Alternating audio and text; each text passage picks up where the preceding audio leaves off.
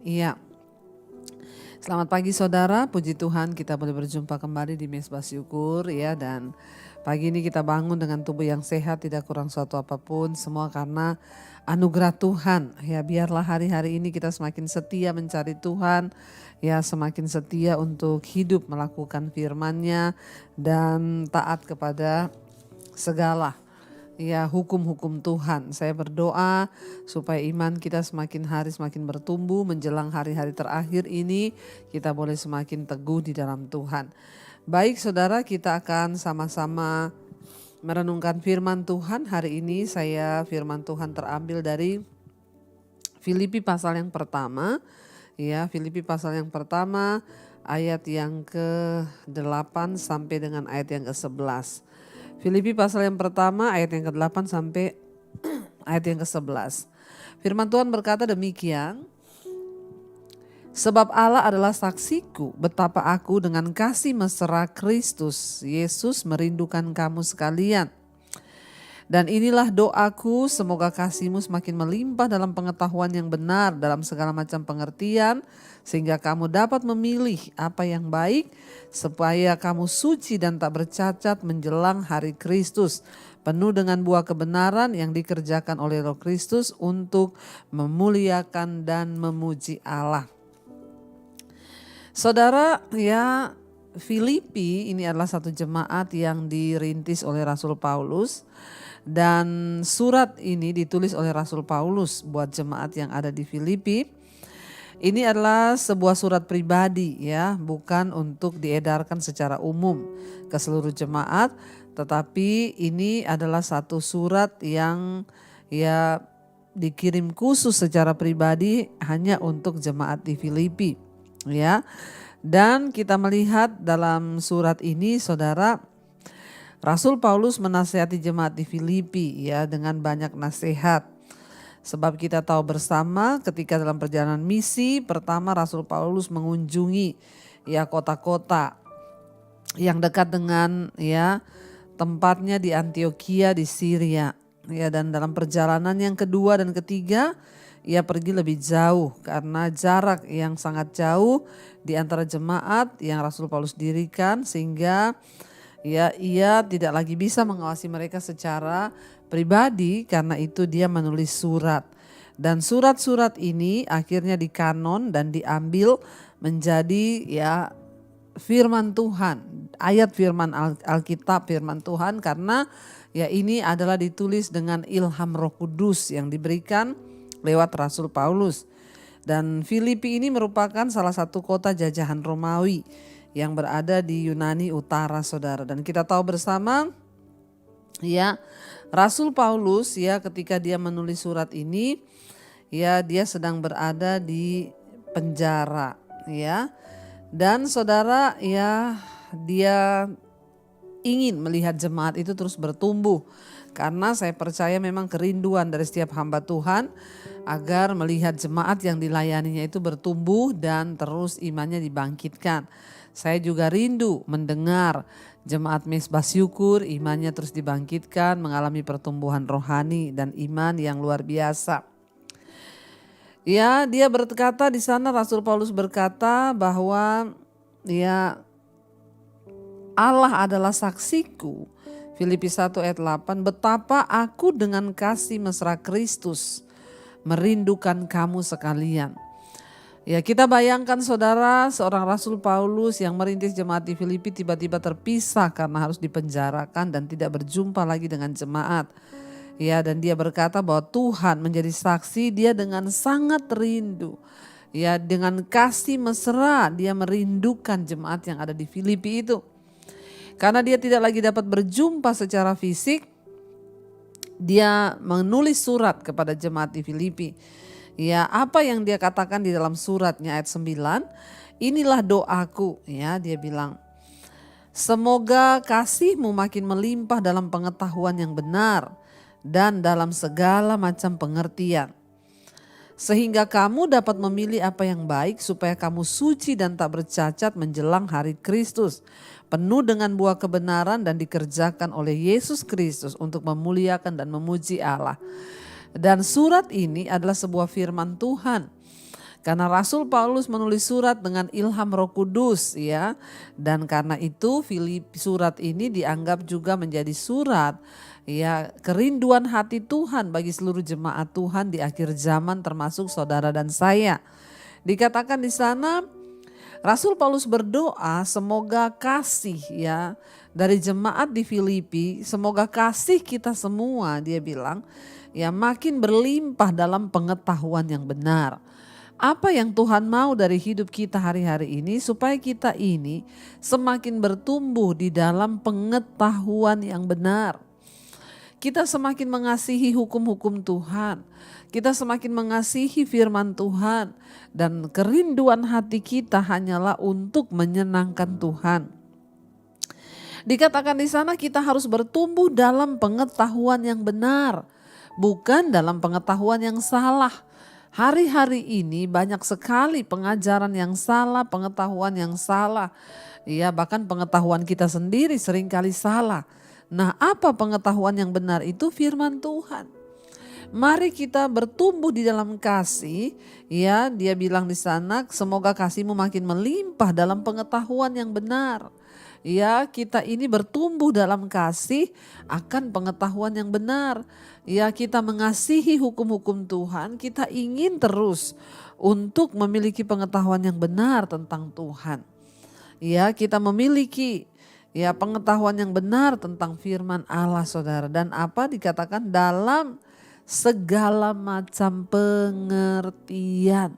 Ya, mari kita memiliki pengetahuan yang benar sehingga pengertian kita tuh dibukakan. Iya, saudara, dalam pelayanan saya berjumpa dengan banyak orang yang mereka tuh bersaksi dan berkata puji Tuhan ya.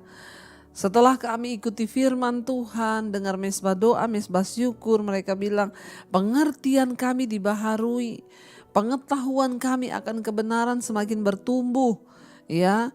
Dan bukankah ini juga seperti ya jemaat di Filipi pada mula-mula? Saya bersyukur ada orang-orang yang mulai bertumbuh dalam pengertian yang benar. Ya, di dalam semakin kaya dalam segala macam pengertian akan firman Tuhan, sehingga iman kita semakin kuat.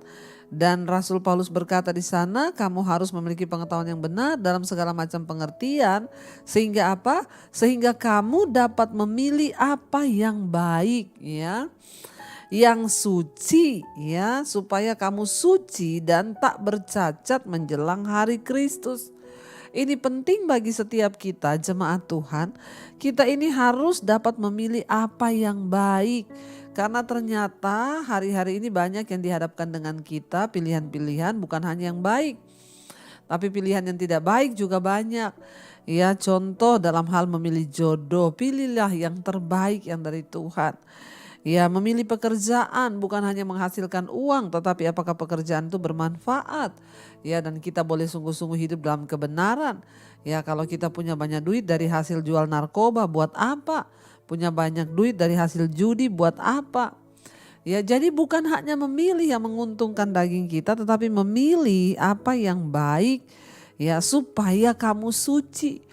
Goal dan tujuan hidup dari setiap orang Kristen di akhir zaman ini dalam mengenal Kristus adalah apa? Agar hidup kita ini semakin disucikan, dikuduskan.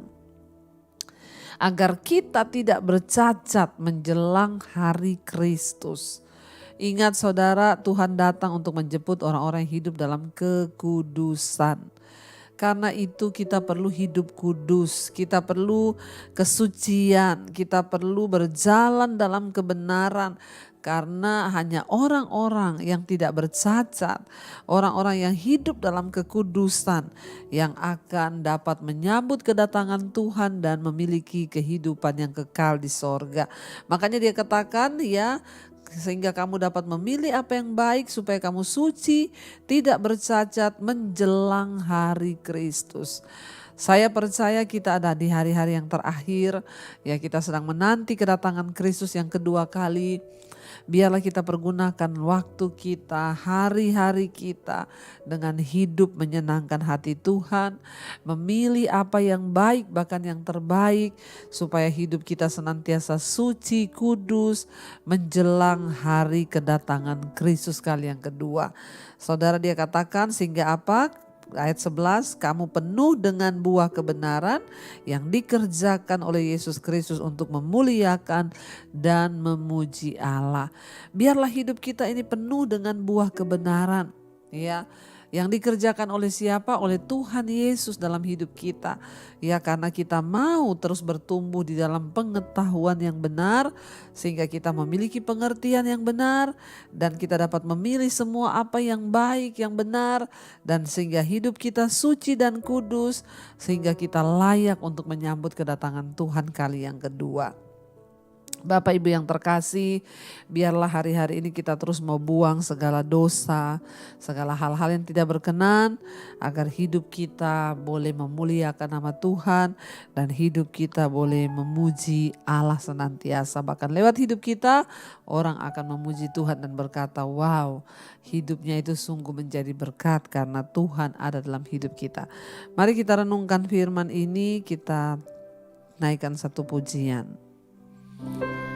Mari saudara, kita mau datang di kaki Tuhan, biar kita mau berkata kepada Tuhan bahwa kami rindu untuk terus menyenangkan Engkau, agar kami bertumbuh dalam iman, punya pengetahuan yang benar, pengertian yang baik, dan dikuduskan hidup kami menyenangkan Engkau menjelang kedatangan-Mu kali yang kedua Tuhan. Mampukan kami berjuang bersama dengan Roh Kudus-Mu ya Bapa. Katakan bersama pujian ini saudara. Menyenangkan-Mu, senangkan-Mu, hanya itu kerinduanku. Menyenangkan-Mu, senangkan hatimu, hanya itu kerinduanku. Lebih lagi katakan, menyenangkan-Mu, kami ingin menyenangkan-Mu Tuhan, senangkan-Mu Yesus, hanya itu kerinduanku.